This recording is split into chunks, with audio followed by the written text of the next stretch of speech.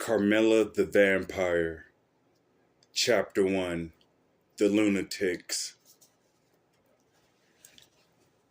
In that melancholic and pensive hour between night and day, when the sky, a surreal azure, overtakes the expanse of the eye, and it seems the mind as well, the clouds in a slow-moving ensemble envelop the waxing moon.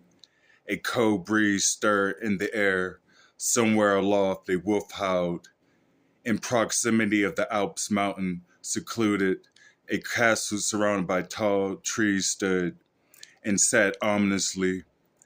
It was fall, and the trees were overtopped with snow. The castle, built by Tartarian architects, could possibly have been over 1,000 years old. It composed of 4 quarters and an inner chamber. Each corner consisted of steep watchtowers, and with this vantage point, it would seem to gauge a great distance of all cardinal points. It was strategically located. Primarily, it was constructed after the Second Great Deluge. The castle itself was somberly picturesque, a true haunt on the melancholic psyche.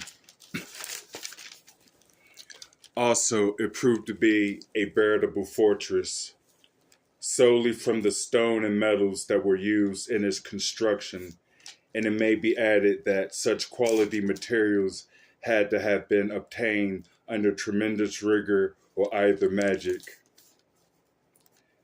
It was the year 1466, and many claimed they were living in a time of revelations.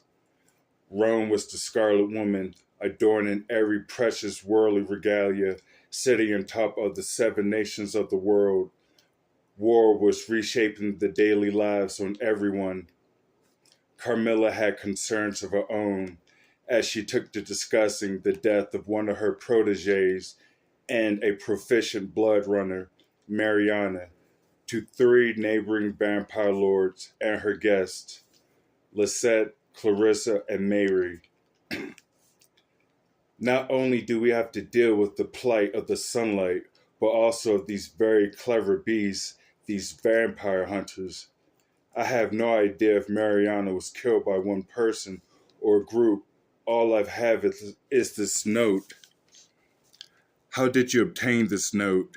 Mary asked, the youngest amongst them, being only 417 years old.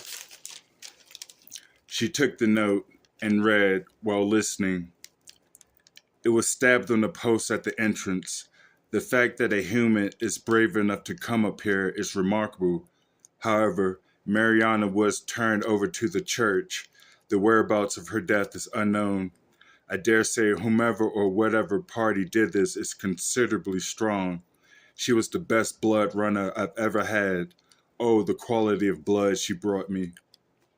Anyway, she continued, she was interrogated. What information she gained can't be ascertained as of yet. Carmilla's council chamber was darkly lit, solemn, and the elaborate stone ornament seemed stern, if such a description is apt. A large fireplace was alit, and their shadows flickered here and there. A large table with a map of all of known Europe lay over top and stood in the center of the room, where the 4 were gathered. 2 armored servants stood on either side of the entrance, bearing 50-pound swords.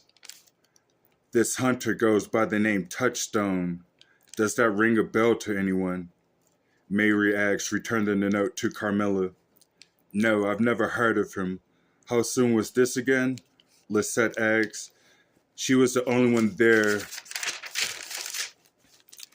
with the exception of the guards who was armed and casually carried a 100-pound sword that she named Fate. This was 2 weeks ago, the moment I summoned you 3. Mariana was indeed an impressive blood runner.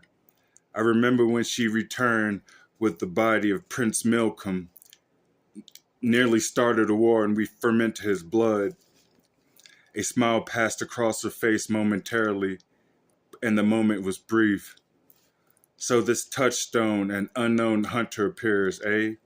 There aren't many hunters nowadays. Most of them have been since slain. I haven't seen a hunter in over 100 years. So this is either a young person or some obscure immortal, the latter being probable if he is a vampire, alchemist, or a demigod. This person, this touchstone, must have done some reconnaissance here for some time and somehow managed to slay one of our strongest. The church where Mariana was held is in Gats. If there are any reports of missing people there, I'll do my own investigation to see whether the church hired a vampire hunter. Carmilla, Mary interrupted. Our last feed was of a nun in that town, and they all laughed. Lisette crossed her arms and Carmilla covered her grin. Well, the investigation is over. My memory fails me. She was quite beautiful. Her blood was delectable. Ameline was her name. Once traumatized countess, turned nun with access into all of Satan's glory because of her worldly nobility. I do remember distinctively we made a toast to the quality of it. That was 2 months ago. It took our hunter that much time to plan, methinks. He must have been informed of where she was staying and that she lived like other humans, Clarissa added. Yes, perhaps she stayed at one of my inns.